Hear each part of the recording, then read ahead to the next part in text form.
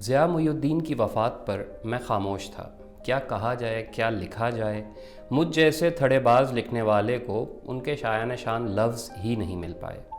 بھائی مبشر زیدی نے چند صفحے دنیا زاد کے شمارہ 37 سے اپنے فیس بک گروپ پر شیئر کیے، جن میں یہ مضمون موجود تھا: مشتاق احمد یوسفی لکھتے ہوں، موضوع ضیاء صاحب ہوں تو اس کے بعد کیا بچتا ہے؟ فیصلہ کیا کہ اس سے بہتر کچھ ایسا نہیں جسے پڑھ کر ایک حقیر فقیر سا ٹریبیوٹ ضیاء صاحب اور خود یوسفی صاحب کو پیش کیا جا سکتا ہے۔ اگلا مرحلہ اقتباسات چننے کا تھا۔ کتنی سرخروئی ہوئی، پڑھیے، سنیے اور بتا دیجیے۔ ضیاء محی الدین اور لفظ کا ٹھاٹھ، مشتاق احمد یوسفی کی تحریر سے چند اقتباسات۔ ادھر چند برسوں سے ضیاء محی الدین ہر سال مختلف تصانیف سے چیدہ اقتباسات پڑھتے ہیں اور ڈھیروں داد وصول کرتے ہیں۔ یہ ارمغان فرنگ وطن عزیز بھی لے کر جاتے ہیں۔ بحمدللہ اب اس تقریب دلپذیر نے سالانہ جشن کی سی صورت اختیار کر لی ہے۔ شنید ہے ان کی پڑھت، ریڈنگ اور ریسیٹیشن کا یہی مرادف ذہن میں آتا ہے، جی چاہے تو بلند خوانی یا خواندگی کہیے۔ تو ان کی پڑھت کے کیسٹ ہماری ان کتابوں سے زیادہ بکتے ہیں جن کے اقتباسات ان میں شامل ہوتے ہیں۔ اس کا ذکر و اعتراف اس لیے بھی واجب ہو گیا کہ وہ اس عاجز کو بھی نوازتے رہتے ہیں۔ زرگزشت سے ایک اقتباس سن کر ہمارے ہمدم و ہمراز مرزا عبدالودود بیگ ہماری پیٹھ تھپ تھپا کر کہنے لگے کہ واللہ ضیاء محی الدین نے تحریر میں جان ڈال دی۔ ان کے کمپلیمنٹ کا شکریہ ادا کرنے کے بعد ہمیں کچھ اور گمان گزرا تو ہم نے کہا مگر مرزا جان تو مردے میں ڈالی جاتی ہے۔ بولے اور کیا، ضیاء محی الدین نے یہی تو کیا ہے، بے جان بولتا ہے مسیحا کے ہاتھ میں۔ یہ بات ہماری حد تک تو درست ہے، لیکن رتن ناتھ سرشار، چودھری محمد علی رودولوی، فیض، نون میم راشد اور پطرس کی تصانیف سے جو شہپارے انہوں نے پڑھے ہیں وہ جہاں لکھنے والوں کے کمال فن کا نمونہ ہیں، وہاں پڑھنے اور پیش کرنے والے کے حسن انتخاب، سخن فہمی، نقطہ سمجھنے اور سمجھانے کی اہلیت، لفظ کا مزاج اور لہجے کا ٹھاٹ پہچاننے کی صلاحیت کا صحیح معنوں میں منہ بولتا ثبوت ہیں۔ وہ جملے کی بناوٹ اور بنت پر ہی توجہ نہیں دیتے بلکہ لفظ کے بناؤ اور سبھاؤ سے بھی اچھی طرح واقف ہیں۔ ان کی آواز اور انداز اظہار کی رینج بہت وسیع ہے۔ وہ نہ صرف تلخی، ترشی اور شیرینی کی مختلف سطحوں اور نزاکتوں سے واقف ہیں بلکہ ان میں اپنے لہجے کا ذائقہ بھی شامل کرنا جانتے ہیں۔ ایک کامیاب اور نامور اداکار کی طرح کردار کی زبان ان کی زبان اور ہر لہجہ ان کا اپنا لہجہ بن جاتا ہے۔ تمام چہرے ہیں میرے چہرے، ہر ایک لہجہ ہے میرا لہجہ۔ فیض صاحب کی نظمیں جس طرح ڈوب کر ضیاء محی الدین نے پڑھی ہیں، وہ نہ صرف ان کی عقیدت بلکہ ان کی نکتہ شناسی اور سخن سنجی کا ثبوت ہے جو بحمدللہ EMI نے کیسٹ کی شکل میں محفوظ کر لیا ہے۔ فیض صاحب کی شخصیت ایسی موہنی اور ان کے لہجے میں اتنا خلوص اور کھرا پن تھا اور ہم اس سے اس درجے مانوس ہو گئے تھے کہ انہیں یہ احساس تک نہ ہوتا تھا کہ وہ اپنے اشعار اس طرح پڑھتے تھے جیسے کسی جانی دشمن کا کلام پڑھ رہے ہوں۔ یہ اور بات ہے کہ وہ کسی کو اپنا دشمن نہیں سمجھتے تھے۔ 2-3 لفظوں کے بعد وہ ایک سسکی سی لے کر اپنے کلام میں ایک لذیذ سا سکتہ پیدا کرتے۔ سگریٹ کے رسیا تھے، وہ دستیاب نہ ہو تو لفظ کا کش ایسے لگاتے کہ سننے والے دھت ہو جاتے۔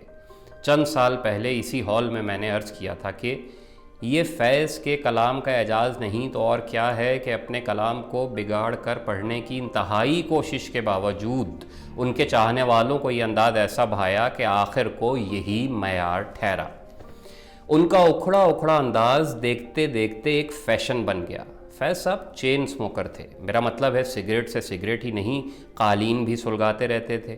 مصرع اور فقرہ کی سانس ٹوٹ جاتی، وقفے سے ایک گھائل سی سسکی بھی سنائی دیتی اور سننے والوں کا پیار سکوت سخن میں حلاوتیں گھولتا چلا جاتا۔ کسی کہنے والے نے عذرِ تفنن کہا بھی کہ فیض صاحب نے دراصل اپنے نقالوں کا خانہ مزید خراب کرنے کے لیے تحت اللفظ پڑھنے کی یہ طرز ایجاد کی ہے۔ نثر پڑھنے کی روایت ہمارے ہاں بہت پرانی نہیں۔ داستان گوئی کو ہم پڑھت اور خواندگی میں شمار نہیں کر سکتے۔ سب سے نامور داستان گو میر باقر علی افیم کھا کر داستان کہتے تھے۔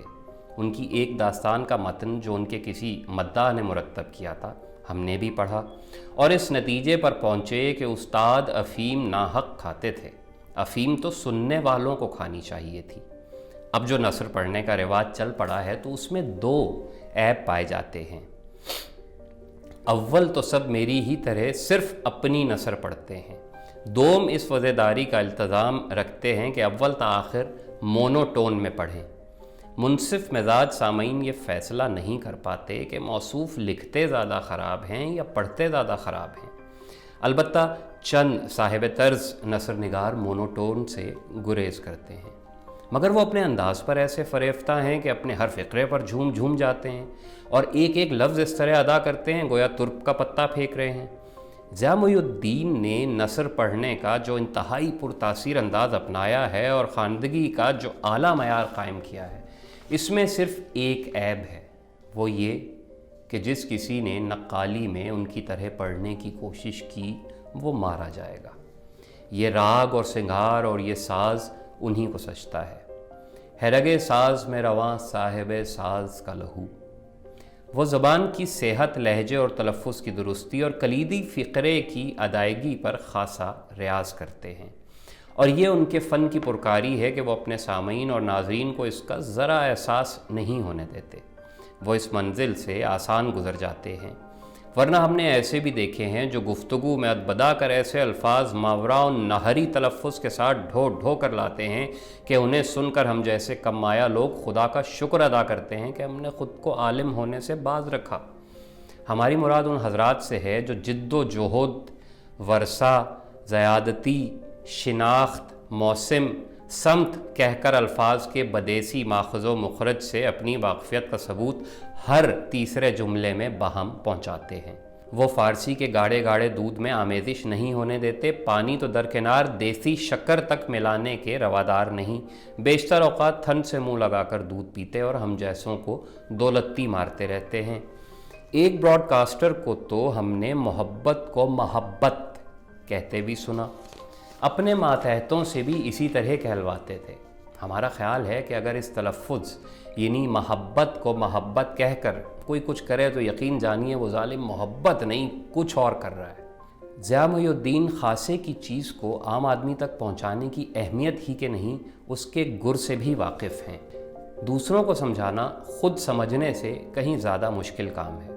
ادبی شہپاروں کے لیے قبول عام کی راہ ہموار کرنے میں انہوں نے جس طرح پہل کی ہے وہ لائق صد ستائش ہے۔ اس عمل میں جن مرحلوں سے گزرنا پڑتا ہے اور دل میں بات اتارنے کے لیے جو بحروپ اور سانگ بھرنے پڑتے ہیں ان پر وہ خلاقانہ قدرت رکھتے ہیں۔ اہل معنی کو ہے لازم سخن آرائی بھی، بزم میں اہل نظر بھی ہیں تماشائی بھی۔